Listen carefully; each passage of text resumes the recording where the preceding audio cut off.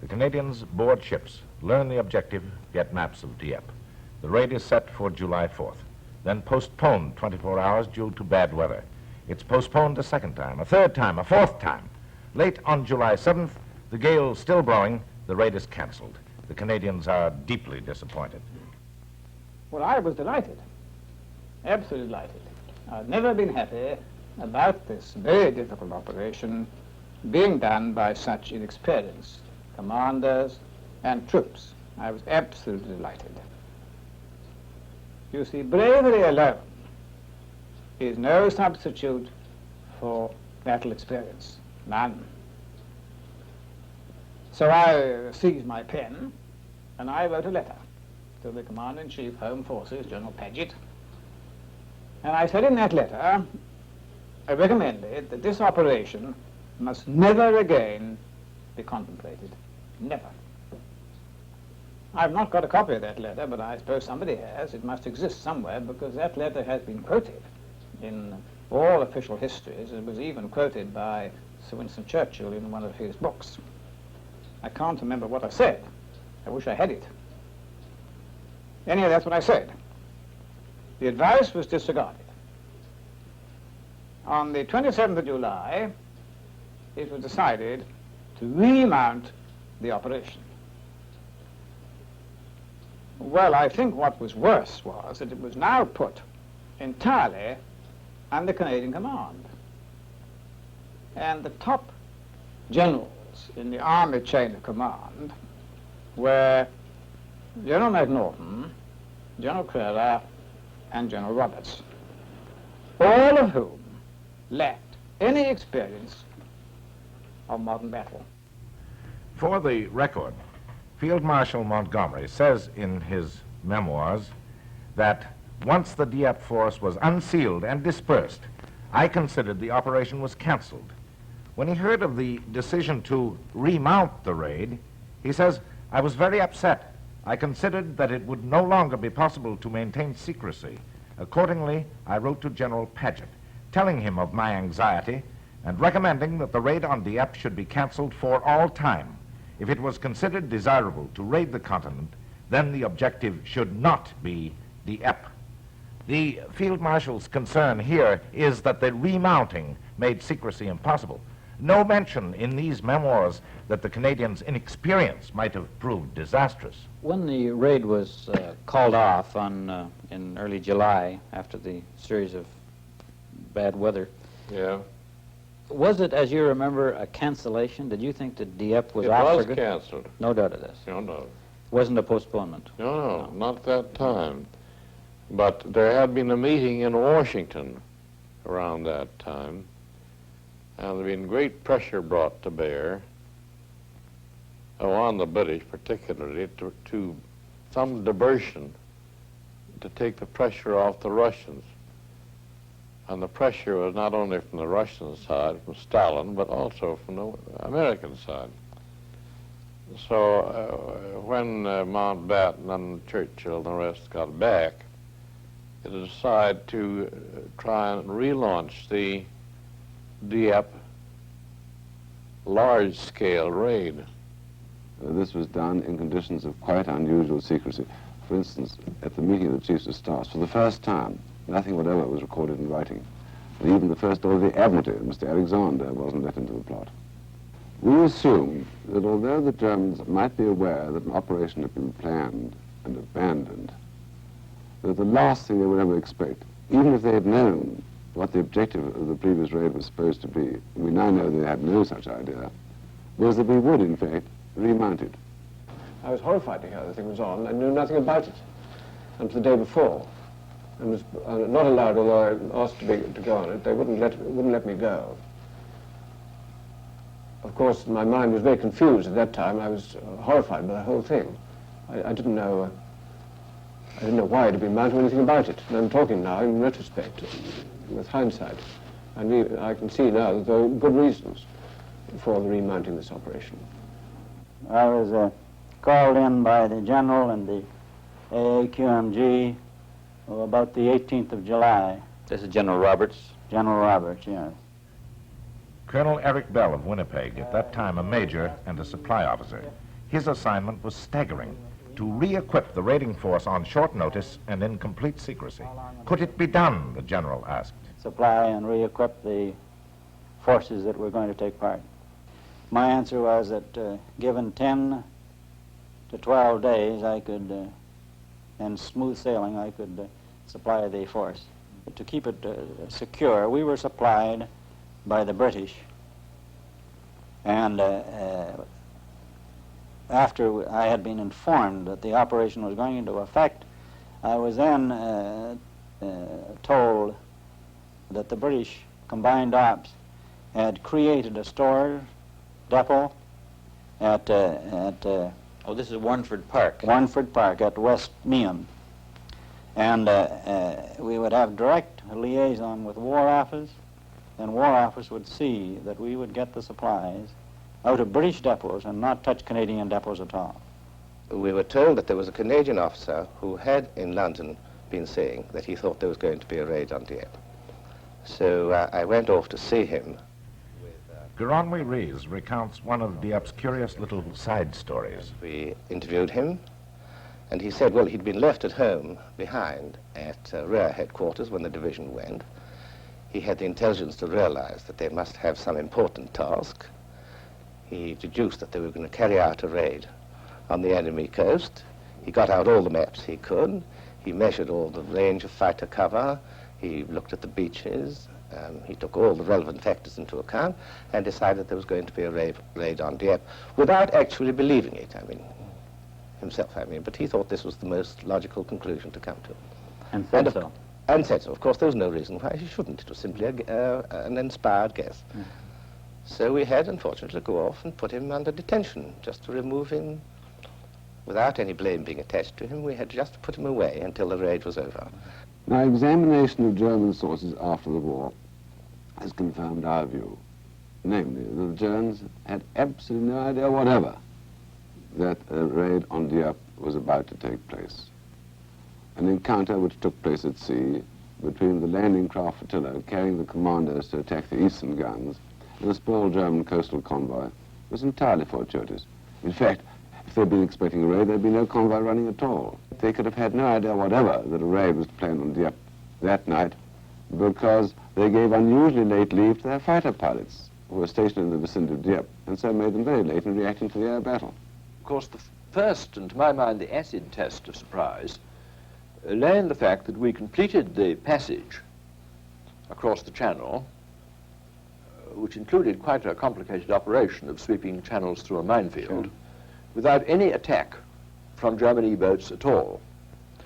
And I'm quite sure that if they'd been expecting an attack on this objective, the force would have been attacked, because after all, the assault ships are sitting targets when they stop to lower their boats, and their loss would have had a serious effect, not merely on that operation, but on the subsequent conduct of the war.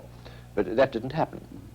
Then again, the Germans never switched off their various lighthouses, and they proved an invaluable guide in checking our position in the final approach, which one I'm sure would not have been done if they'd been expecting a raid.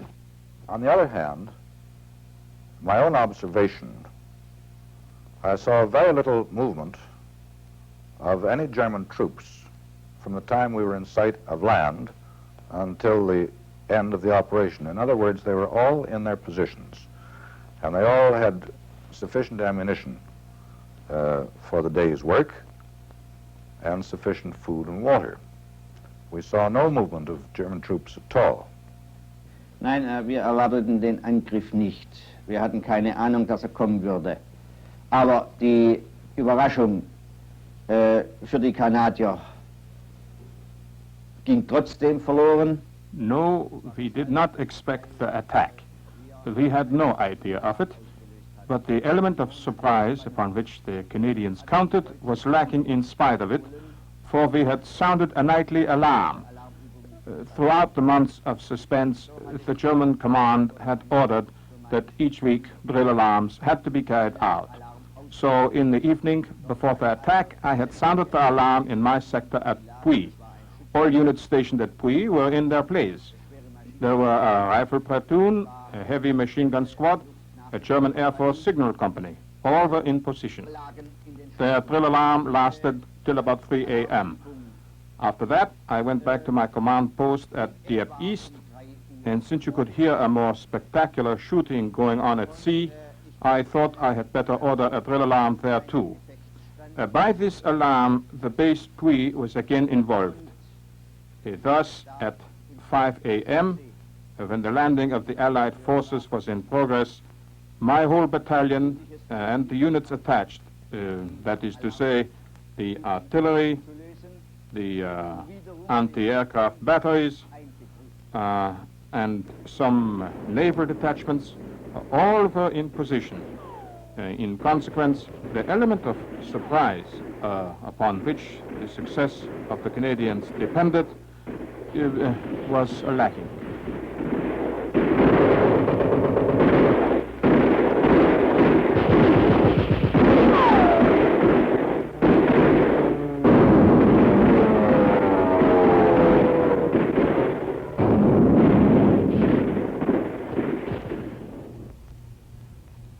4 miles east of Puy, Berneval.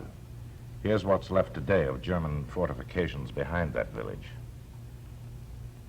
Number 3 Commando, mostly Britons, were to have sneaked inland and destroyed a big coastal gun battery. But the encounter with the German convoy had broken up the Commando flotilla. The assault seemed doomed. 6 of the 23 landing craft succeeded in making their landing. Now, 5 of these 6 parties immediately got involved in very heavy fighting and were all rounded up, killed or taken prisoner to a man. But the 6th party, 20 commandos, managed to scale a vertical cliff and to take on the battery on the top and to prevent them from firing the shipping by sniping at them. On the other flank, 6 miles west of Dieppe, at Varangeville, Lord Lovett's number 4 Commando scored an almost classic victory.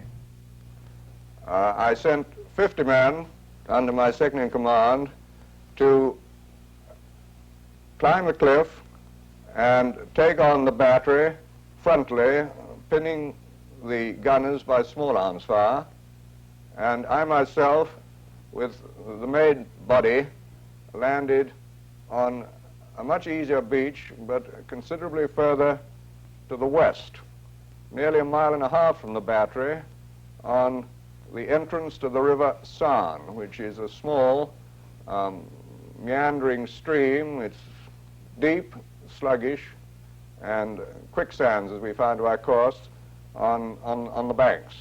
But there was no problem about cliff climbing, and I want to emphasize that point because the other party had to deal with a cliff which is over 100 foot high and caused a considerable problem. You had to cover a lot of ground in a short time, though. Well, we were trained men, and we landed practically in running order. No heavy stuff at all with us. We were in gym shoes, light denim pants, and only carrying our rifles and explosive charges, hand grenades, and submachine guns. Then we got up the river bank, and there was no further trouble. We ran, as I say, or doubled, along the river for about half a mile, turned inland, and came in behind the battery according to plan.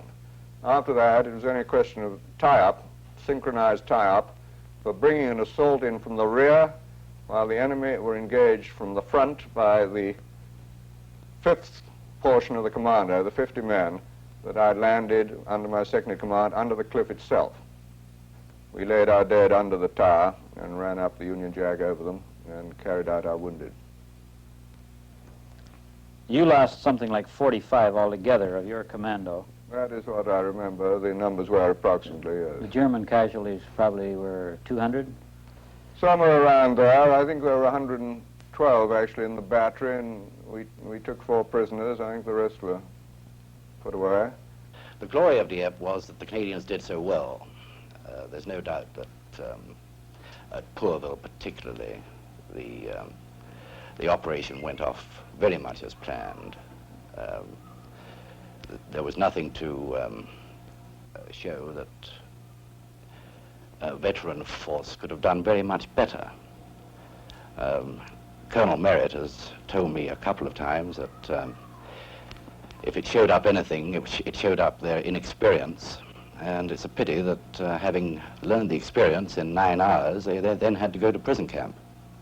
Yes, the plan was actually that the South Saskatchewans would form a beachhead at Green Beach, holding both headlands and this Four Winds farm, which was inland on the left.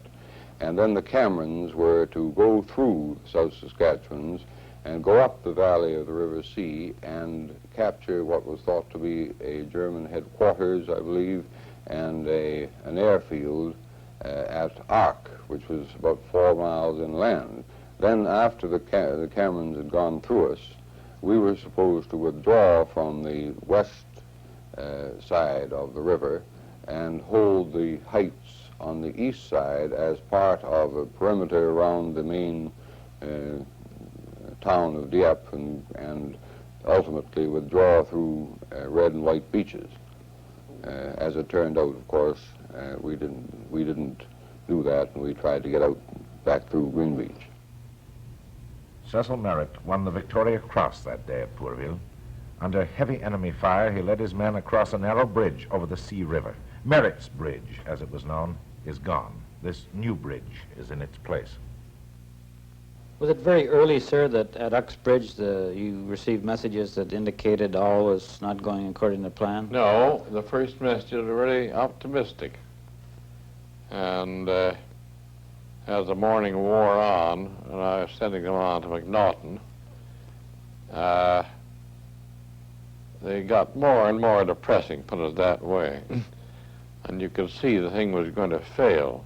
A great many of them got back again. But off the main Dieppe beach, very few.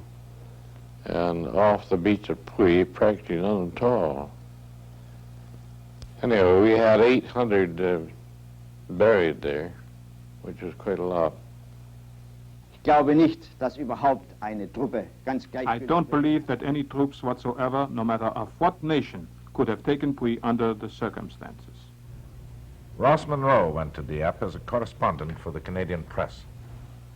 Well, of course, I recognize things were pretty nearly disastrous at Puy. As soon as we got within 100 yards of the beach, our boat was in the last group of boats that went in. And there had been about 400 Royals try to get ashore at this, up until the point we got there. And our group of boats landed another 150, I suppose, or so. And when I got to Puy, it was just a carnage. We came in light, which meant that not only were the Germans able to fire on their fixed lines, which are bad enough, but they were actually able to fire at targets and at very close range, so that an individual German soldier with a rifle could pick an individual target, as opposed to merely firing volleys in the dark and trusting mostly to the fixed lines of your automatic weapons to take care of the attackers.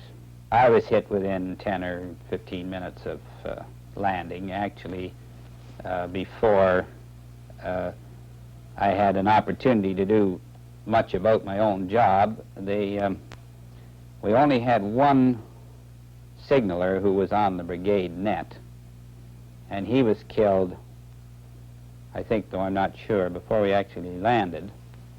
And then the battalion set, which I would normally have kept in my hand, the man who carried the set, the man who operated the set, and the signal officer were killed within, before they even got across the beach. So that I was left without any means of communication with anybody, really. And the best that I could do was to sort of try and gather together some living souls and try and get them to hug the cliff and get up to the seawall. The CO and a small number of officers in other ranks actually penetrated the first line of defenses and did engage some Germans from behind the first line, but the amount of ammunition that they had was small, and when they really began to mix it up, they ran out of ammunition, and I think about 4 o'clock in the afternoon they were taken into the bag along with the rest of us. Normally, troops are given limited objectives which are within their power to. Well, I can't remember that. I mean, I haven't got my record, and I can't remember that. I should have said that the flank attacks were essential. If you were going to assault the thing frontally, you must defeat the flanking fire. I should have said so. I'd be interested to know when and where that was said. I can't remember it. He says I said it. Well, I should have. I'd like to see it. I have no recollection of having said that. I'm sure, of course, that General Montgomery was right in his assessment that the original plan would not have captured the town. There wouldn't have been time. That I've no doubt he was right over that, because he had far more experience than anybody we had at COHQ. Whether the frontal assault would have succeeded or not is a question which, of course, nobody can answer. As it turned out, the Germans had more troops in the area than we'd been led to expect. That made a difference. And, of course, it was a very much more complicated operation from the troops' point of view to carry it out as a direct assault than it would have been to land on the flanks. Was the choice of the Canadians a wise choice, in your opinion, sir, looking back now? Well, that's a question, really, I don't think that I can very well answer, because I'm not a soldier. It was a very understandable choice. It's been explained in many history books that the Canadians were getting very impatient for action, understandably. On the other hand, of course, it was, to say the least of it, a bold decision to employ troops who hadn't been in action before on an operation which really called for a great deal of experience in that sort of battle. Anyhow, that was what happened. And the Commander-in-Chief, Home Forces at that time, was General Paget. Great friend of mine, very great friend. He died a couple of years ago. Very great friend, wonderful chap. And in conversation one day with General Paget, I said to him, I don't think it's right to use for this very tricky operation the Canadians. Not because they're not fine chaps, they are, but because they're totally inexperienced. Now, his view was that the Canadians had been a long time in England, they were very well trained, and they were becoming impatient. That was a word used, impatient. And they wanted to go fighting. And if they weren't allowed to go fighting, there would be trouble. Not only with the soldiers, but there would be trouble with the Canadian headquarters in England under General Andy McNaughton. Well, that was my answer. And so having expressed my fears and done what I could, I said no more. And so it was decided to launch against the defended port in the Atlantic Wall a Canadian division which had done no fighting and which was commanded by a major general who had never commanded a division in battle and had never even commanded a battalion in battle. Now, General Roberts was a very nice person. I liked him awfully, extremely pleasant person. But he was totally inexperienced. The Canadians had been trained to the limit, and their tails were very high. They were the best trained troops in Britain, but they'd not seen action. Then, suddenly, from their camps in Sussex, most of the men of the 2nd Div disappeared. They didn't know it yet, but they were going to Dieppe and into Canadian history. What was planned for these men, and what these men did on the beaches of Dieppe, is told in a controversial new book, The Shame and the Glory, by Terence Robertson. I think the biggest shame of all is that Canadian troops were ever employed in this raid.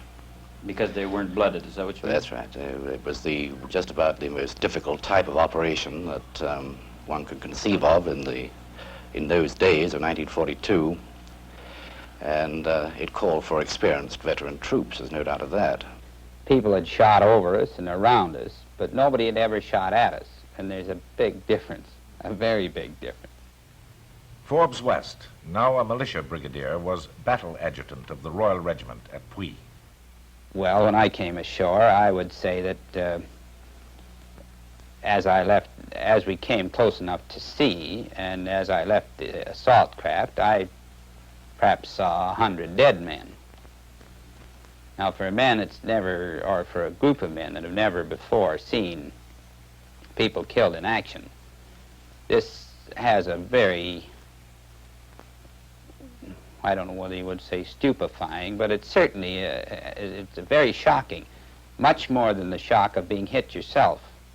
Well, blooded troops would always do better than raw troops. Colonel Bob Labatt of the Royal Hamilton Light Infantry. But experienced troops will always do better than troops who are in action for the first time, providing they can get to grips with the enemy. And it's a very moot question as to whether any troops, no matter how blooded they were, could have got to grips with the enemy on that occasion.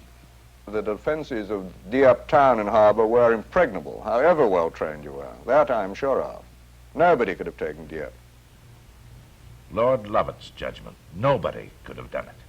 The Canadian career soldier they asked to do it, General Ham Roberts, lives in retirement now in the Channel Islands. George Ronald of Close-Up met him at his home in Jersey, not far from the French coast on which General Roberts' career was shattered that brutal, sunny day 20 years ago. Do you recall that Monty himself was confident of success for you and your division? Well, he didn't give me the impression that he wasn't.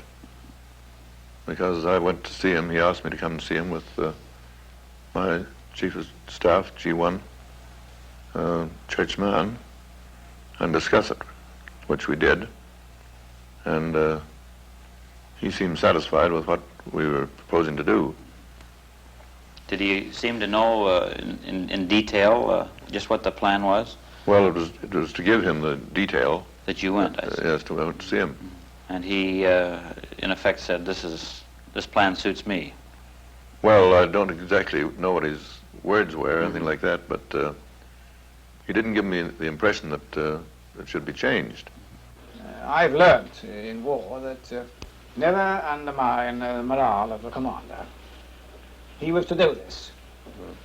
And I regarded my function, my planning function, my being brought in on it, as being there to ensure that Roberts got what he wanted.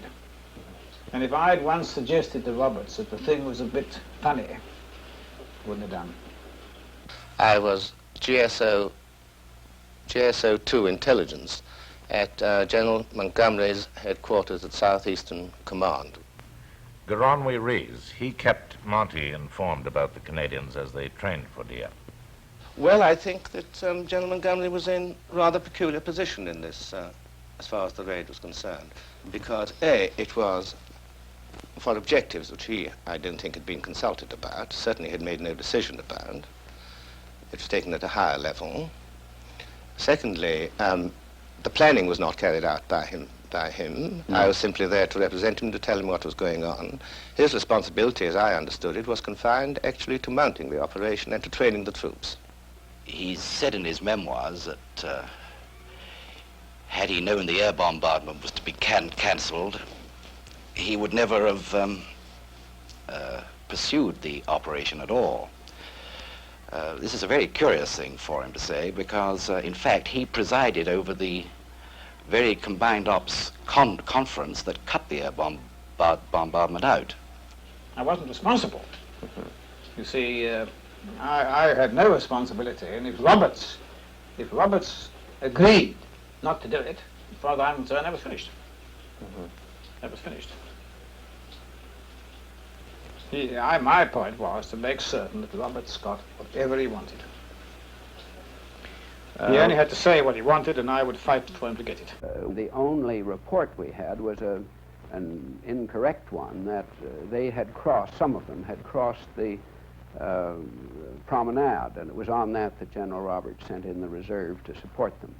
The main role of our unit in the operation. Roberts' reserve was Les Fusiliers Montréal.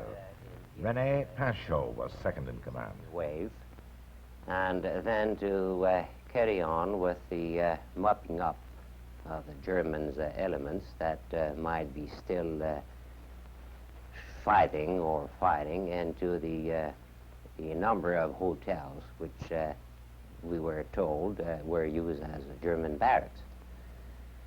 And once this was done, we were to form up an inner perimeter just on the outskirts of the city, and the other units who had by that time formed a outer and larger perimeter were to withdraw through our own line and then started embarking.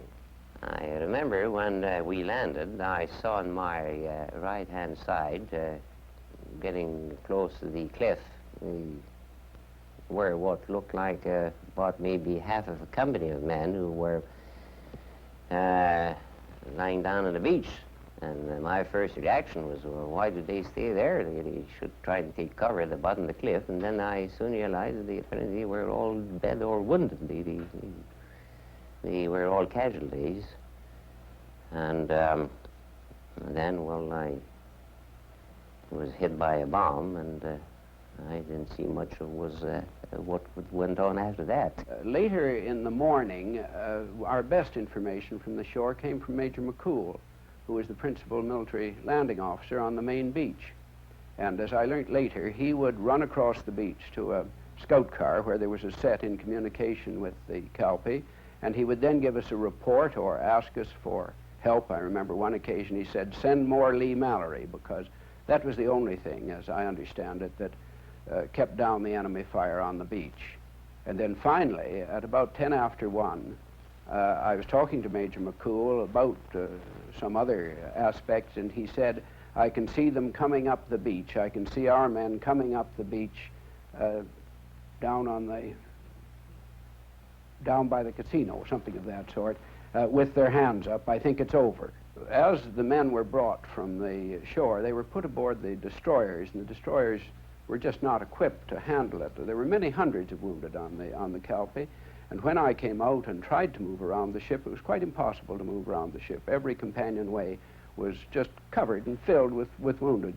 Then it became obvious that no more landing craft were going to come in, and we saw the whole fleet turn away for England behind the smokescreen, and it seemed to me then that there was no point in carrying on and suffering any needless loss of life when there was no remaining objective to be attained, and it was clear that we weren't going to be picked up. So I made arrangements through one of the officers, after consulting the Camerons, to get in touch with the Germans, and we surrendered. And the last thing we heard on my signal set, which was the attached set from the Saskatchewan Regiment on loan to us, was the Canadian signalers in the battalion headquarters at Pourville saying, we're absolutely up the, can't get back, we can't get down, everybody's being killed. There's nothing to do but surrender. Colonel, I don't know if it was the commanding officer, various people were going fast. Companies cut off, so-and-so dead, so-and-so he's bleeding to death, that kind of thing. And finally, silence. That was the worst of all, hearing them silence from a set which had been working a few minutes before. Also at Dieppe, there's a 22-foot tide, and this tide was rolling in and drowning many of the wounded who were down below the high water mark. Chaps were going out from the cover of stranded ALCs and tank landing craft and tanks to pull these chaps above the high water mark but they themselves were sitting ducks for the Germans, and we were receiving further casualties there. We had with us some German airmen who we'd taken prisoner. They'd been shot down in the channel and swum ashore, and we had grabbed them. And they were most unhappy about life, I might say. But when it became apparent that there was nothing further we could do to carry out the operation, and that we were losing hundreds of our chaps through drowning, the rising tide, and it was impossible to rescue them because the rescuers were being shot. We then sent out some of these German airmen with towels towards the sea wall, and they waved to their pals who came up to the edge of the sea wall and the wire, and we ordered the tanks to stop firing, and then everybody stood up and we were marched through the wire to join our comrades. That was that. But there were so many of our wounded, and so many were in danger of immediate drowning. I was able to get permission from a German officer to send our officers and NCOs back to the beach to help rescue work with our wounded, and we did that until it became dusk. After that, we were not allowed to approach the beach again. I'm afraid it's inevitable that some of them were left. There were so many of them that we could not rescue them all, but we did what we could. Da sehe ich heute noch einen sehr großen Mann, es war wohl ein Feldwebel in unserer, ich weiß nicht, Sergeant, der aufgefordert wurde, nun die Quaymauer. I remember him as though it was yesterday. He was a very big fellow, a sergeant, I believe, who had been told to get up the sea wall and to surrender. He refused to put his hands up till he was on the wall. There he made an about-face turn and saluted for at least a minute toward his dead comrades. And only then he got his hands up and surrendered. You could see, of course, in their faces what they had gone through. But the way in which they got hold of themselves, and the way in which they formed their lines again, and in which they went into captivity, everything was in excellent manner.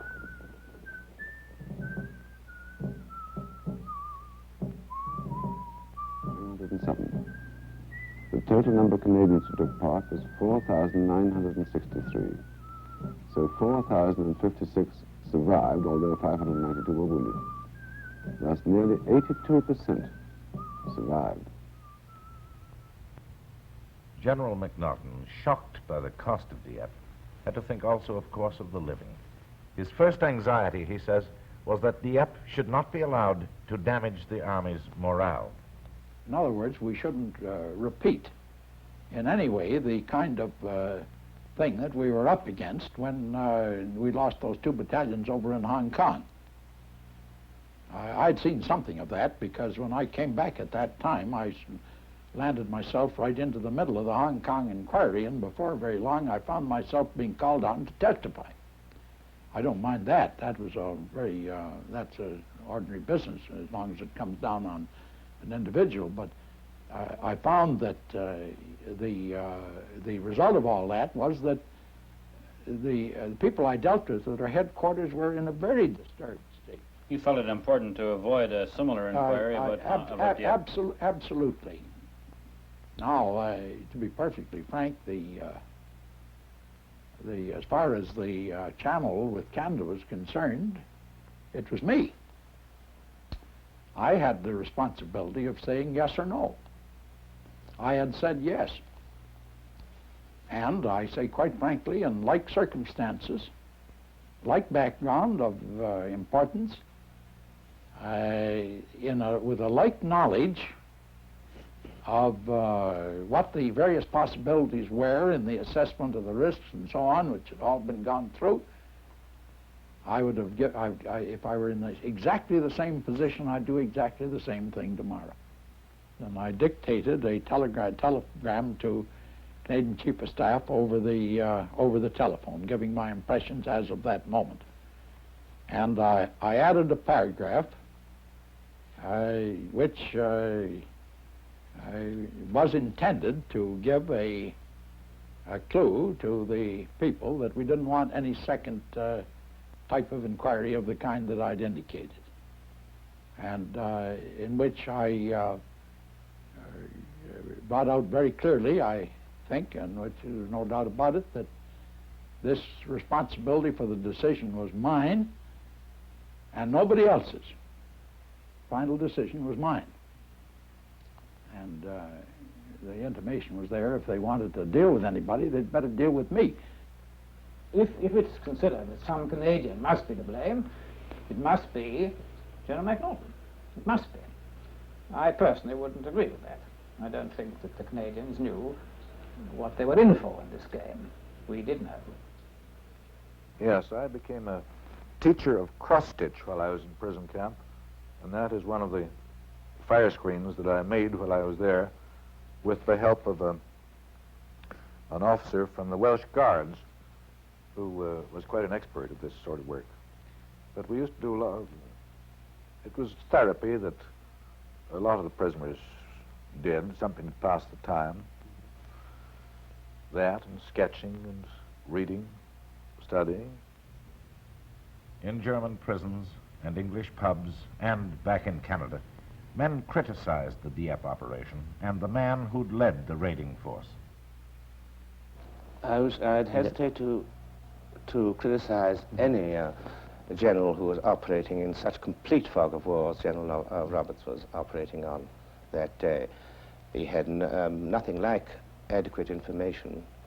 Really, it's no criticism of him. He was faced with more than he could handle. And frankly, given all the conditions of the time, I suspect if the Emperor Napoleon had been in command off the Dieppe beaches that day, he couldn't have done very much more. He was not given a field command again, and eventually he was retired with the same rank that he went to Dieppe 3 years afterwards. I don't think that this is deserved at all, because after all, there aren't many Montgomerys in the world, there aren't many Pattons, and there aren't many Bradleys, and most generals, I would imagine, were of the same caliber as General Roberts. Napoleon would probably have done something that General Roberts didn't do. He probably would have cut his losses and abandoned his troops on shore rather sooner. General Roberts was unwilling to do that, and perhaps he persisted with the operation a little longer than was altogether wise. But that is the sort of judgment one can make years later. It's not an easy judgment to make at the moment when the guns are firing. I don't think General Roberts is responsible or should bear any blame. He did his best. I think the plan suffered from being a set plan from the beginning, and his power of influencing the battle was much curtailed by the factors I have mentioned, so that in the sense that we didn't succeed and he was in charge, he's a scapegoat. Well, I don't like the word scapegoat very much, but I think that's pretty true, that a lot of people think that I was to blame because I was in command. But I was only a small man in those days, a small cog in a big machine. I could have refused, I suppose, but it wouldn't have done any good. From the point of view that somebody else would have taken it on. And you would always have been marked as the man who turned down. yes, and I couldn't face my division again if they got to know it. but I turned it down. They were so very anxious to get cracking and do something. Some feel, General Roberts, that your career, to all intents and purposes, ended that day off Dieppe. Is this too extreme a judgment? No, my active career was certainly finished. But I was really heartbroken that I couldn't command that grand division and first-class men in its later battles in Northwest Europe. The rest of your wartime assignment was in England? In England, commanding the Canadian reinforcement units. Was this, in effect, a kick downstairs because of Dieppe? Well, it was, I suppose. Anyway, it wasn't an active command. And, but it was an important one at the time because we needed all those reinforcements for D-Day. And just before D-Day, I think I had 100,000 odd men under command in Canadian reinforcement units. But did you feel then, do you feel now that because of Dieppe you never were given a chance to? Well, I presume that was largely the reason. Who would make this decision, sir? General Creer, I suppose. He was the corps commander. But I deny that he was made the scapegoat for Dieppe. Definitely. There may have been other reasons, but I won't go into them. But he wasn't made the scapegoat. Do you feel in any way bitter, General Roberts, about the treatment you received after Dieppe? Not now. Earlier you did. Earlier I did feel a bit bitter, yes. You felt, in other words, that you had been made the scapegoat? Well, it's a strong word, but perhaps that is the way I did feel. Well, I suppose it's a tactical defeat, but perhaps a spiritual victory. Well, it was a disaster that day. Yeah, you call it that. I couldn't write it that day, call it a disaster, because for reasons I was writing through censorship. But I knew in my heart then it was, and most people who were there could see it was a complete disaster. Simplicity, good communications, a clear-cut organization for command and control, and experienced commanders and troops. Vital. All of those were absent. Personally, I think that if you don't know how to swim, the quickest way to learn how to do it is just to happen to fall in deep water, and then you have to fight for your life. So there was something along that line, I think, in the case of Dieppe. We were sent into the raid, in my opinion, largely to prove to our own people, the Americans and the Russians, that a second front just wasn't on. And we proved it. And I think that when you consider the magnitude of the war and the casualties that resulted from the war, the loss of a couple of brigades, looking at it from the standpoint of Churchill or Roosevelt or Stalin, was pretty small. Now, if you're one of the people concerned, it looms pretty big. But when you're thinking in terms of a global war, it's not very big. Compromise on this, compromise on the bombing, compromise on everything. No good. It was an experiment, I suppose. But it was very well worthwhile.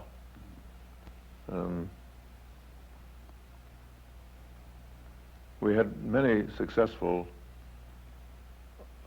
similar operations later, and I doubt if they would have been so successful had it not been for the lessons learned at Dieppe. The old Duke of Wellington has been credited with the saying that the Battle of Waterloo was won on the playing fields of Eton. I am quite sure that the Battle of Normandy was won on the beaches of Dieppe. For every one man who died at Dieppe, at least 10 or more were spared in the invasion of Normandy 2 years later. The lessons learned at Dieppe were very valuable, but I think they could have been learned without the loss of those splendid soldiers. Dieppe told people what not to do. I think that's essentially true. And what it told them not to do was to attempt an operation with inadequate fire support. We went in at Dieppe against a very strong position with nothing stronger than 4-inch guns and Boston bombers to support us. And that turned out to be nonsense. And the result was that in the Normandy operation in June 1944, we went in with battleships and cruisers and the RAF Bomber Command and the United States bombers and everything we could raise. It was an utterly different conception. And that time, of course, it worked. Since we couldn't capture a defended port in a workable state by direct assault, and since we couldn't hope to get one by an encircling movement in the requisite time, and since we couldn't maintain ourselves off the coast of France without the shelter and facilities of a port, we came to the conclusion that we must bring our own port with us from England. Now, I cannot claim that this derived directly from the Dieppe operation, but the germ of the idea was undoubtedly born at Dieppe, and it was Captain Hughes Harriet himself who put up the idea. And from the germ of this idea in the Combined Operations Command, there grew the great prefabricated mobile harbors, Mulberry, without which the invasion of 1944 could never have taken place. The Germans, on the other hand, learned a false lesson from Dieppe. They were convinced as a result of Dieppe that an invasion could be held on the beaches, and it led them, it confirmed them in what was really a fatal policy, the policy of what they call the West Wall, of instead of having their troops back, ready to come down to a point where the landing took place, they had the whole of their army, as it were, disposed along the coastline, with the result that once you broke through that, the invasion was off to a pretty good start. I consider, of course, that responsibility for the reverse and for the casualties must rest wholly with us British. We are responsible. When the job was given to the GHQ Home Forces, they should never have allowed inexperienced troops to take it on. When the buck was passed to me, I should have been more emphatic. I did protest verbally. I think I should have protested vehemently and in writing that you mustn't do it with these troops. Well, I didn't. So I suppose I must bear certain responsibilities because I didn't do it. Did you ever hear General Roberts say at any briefing that Dieppe would be a piece of cake? No, I certainly didn't. I've heard that story, but it'll get no credence from me. Yes, I recall this quite well. There was a conference of all of the officers in the division at divisional headquarters. At that time, General Roberts gave us a general briefing and told us for the first time where we were going. And at that time, he, as he outlined the thing, he said, "I think this is going to be a piece of cake." Some officer did remark as we were leaving, "This is going to be a piece of cake." But it wasn't the general himself. I do not think so. It was certainly the impression that the general gave, but whether I ever heard him use those words or not, I couldn't honestly tell you. Well, I deny ever using that expression at all. No.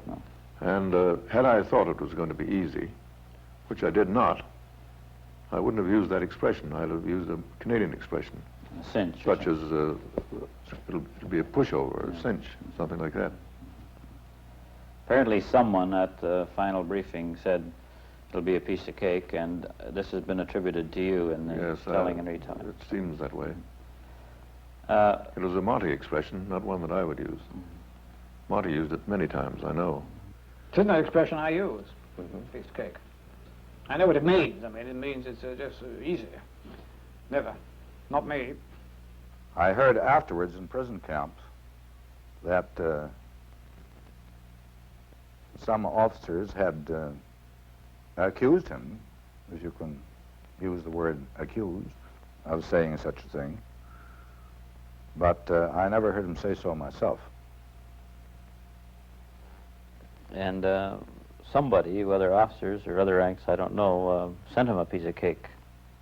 Yes, I heard that, too. They were sent by some officers in the prison camp in which I was living at the time. Certainly not with your blessing. No, I never. Oh, we never heard about it till afterwards. And actually, I thought it was a piece of old brown bread, sort of showing me what rations that they'd had while they were in captivity. I see. I didn't think it was a piece of cake at all. It was a dried up black bread. Or black bread. Mm. How does a man feel when he gets a thing like this and knows the thinking that that lies behind the sending of the black bread in the mail? Well, you don't like it, certainly. General Roberts was a magnificent leader and obviously a tremendously brave soldier with 3 rows of gallantry awards on his tunic. I thought at the time that he was too damn brave, and it's the cunning ones who come last who usually survive. There was certainly no sense of it being a piece of cake. I think with respect the Canadians were overbold. It's a very good fault. If you're not brave, you never get anywhere. Equally, you've got to be cunning. And there wasn't much cunning at Dieppe. It was a head-on collision with armor not ever being able to take on reinforced concrete. It was a reconnaissance in force, a big probe in a very bad place. The thing that will be recalled for all time to come about Dieppe is the gallantry of the men and the gallantry of the fellows who led them in the field. Now, don't think we don't deplore the loss of those people. Any loss is hard. But it wasn't in vain. It lasted 9 hours, the Battle of Dieppe. The controversy has lasted, thus far, 20 years and 21 days. Frank Willis, good night.